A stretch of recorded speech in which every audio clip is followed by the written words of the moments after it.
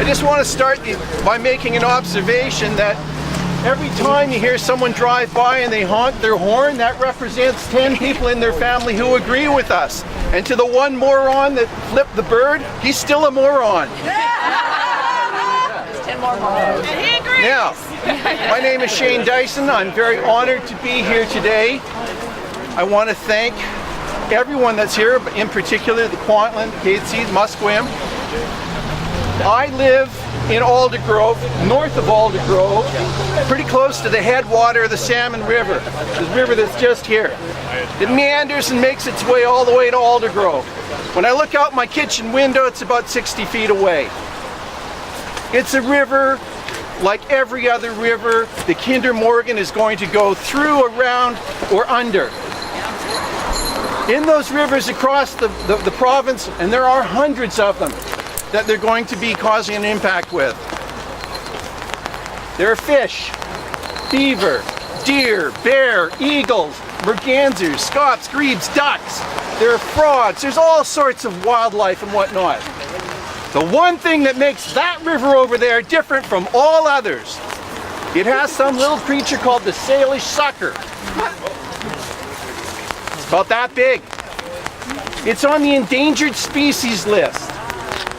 Anything that humans can do that will impact this creek will have an impact on an endangered species.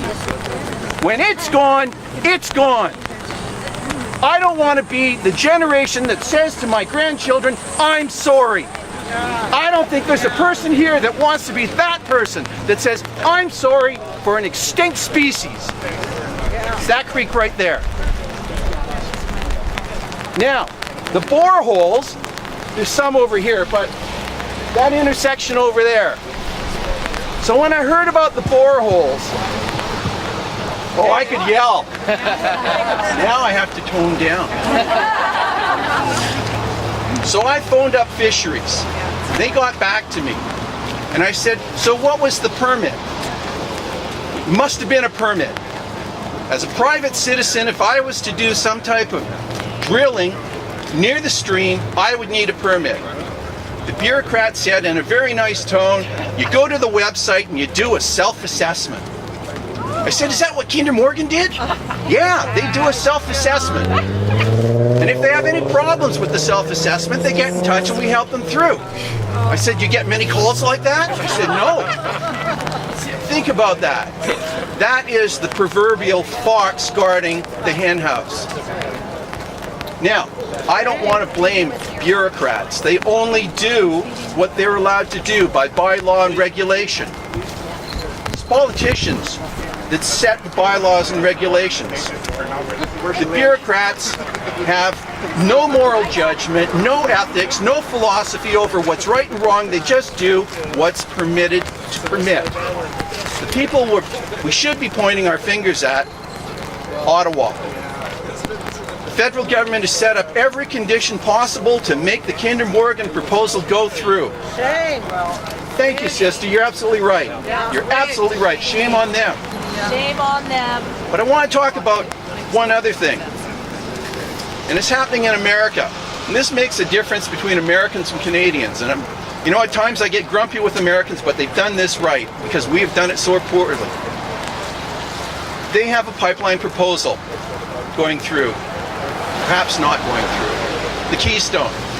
The pipeline will put through tar sand oil, the bitumen, through to the American southern states for processing. That pipeline, 800,000 barrels a day, is not significantly more than the amount of oil that will go through this pipeline. This is a little over 700,000, almost 800,000. Here's the difference. The Canadian government has shut down our scientists so they can't speak out. Yes. Again, shame. I like you. Shame. Thank you. I love you too. They have shut down our scientists. Last week, the American Environmental Protection Agency put out a paper saying, so what is the damage? What is the harm here? I'm going to play a quick game. Think of a kernel of rice. Got that in your mind's eye? Think of 1.3 billion kernels of rice. You haven't got it in your mind's eye, it's too big. The EPA says The amount of oil going through the Keystone pipeline over the next 50 years of its life will create 1.3 billion tons of carbon emissions. That pipeline is slightly larger than this one. We'll be putting almost 1.3 billion in carbon emissions. Shame on the federal government for shutting up our scientists. So, at this point, what do? I think Brandon's right. This is the first day. This is the first start. As I said, 10 people for every horn honk. 1 moron for every bird. There's a lot of people that would love to be here today. They're at work, they're at school, they're in their homes, they're caring for people. But their hearts are right here. And what we're seeing, those drill holes will happen in Abbotsford, Chilliwack, Hope, all the way through. We're not alone. And that's the message you should take home. We're not alone. This is a good day to get together. It's a good day to raise our voices, and it's a great day to drum. Thank you very much.